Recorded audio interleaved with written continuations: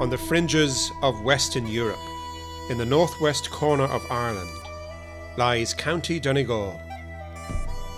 With its rugged coastline and breathtaking scenery, a place as beautiful as it is wild, perpetually at odds with the powerful roar of the Atlantic Ocean. To an ancient people, this was the edge of the world. Here, on these lands, our earliest farmers marked out a sacred landscape of standing stones and megalithic monuments, symbols of ritual and religion. Christianity came to these shores, and the first clerics, the Irish monks, began their mission, a life dedicated to spirituality and asceticism.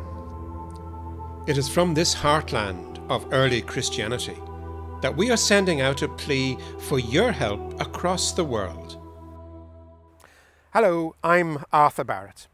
I'm the Dean of the Church of Ireland Cathedral of St. Eunan here in Raphoe in Donegal. This is our story. One of the most important figures of the early Celtic Church was one of our own, Columba, or Columkill, in Gaelic meaning Dove of the Church.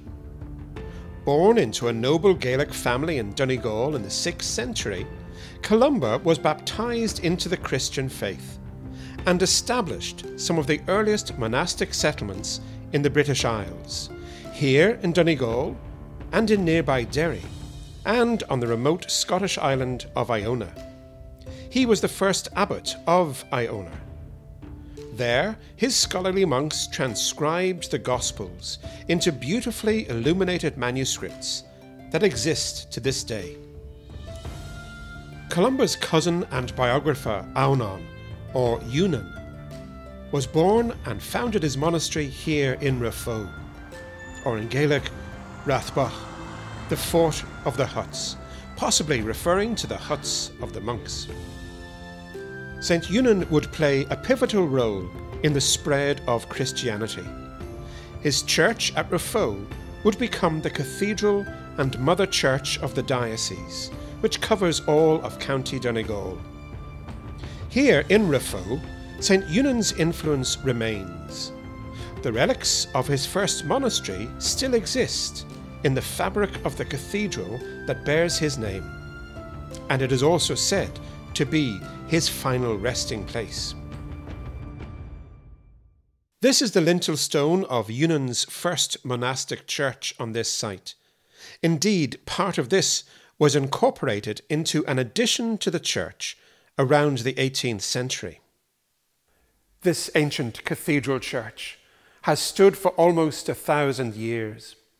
Within its structure can be seen evidence of different architectural styles and times. For example, the sedilia date from the 12th or 13th century, and the shamrock carvings date from possibly the same time, but are most certainly one of the earliest examples of references to St. Patrick.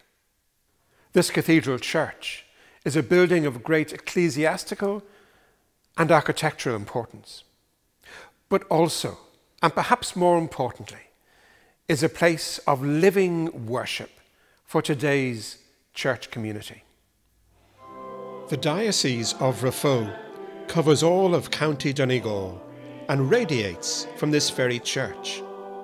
This is the mother church of the diocese, and we have been entrusted with this sacred space of enormous ecclesiastical and cultural significance.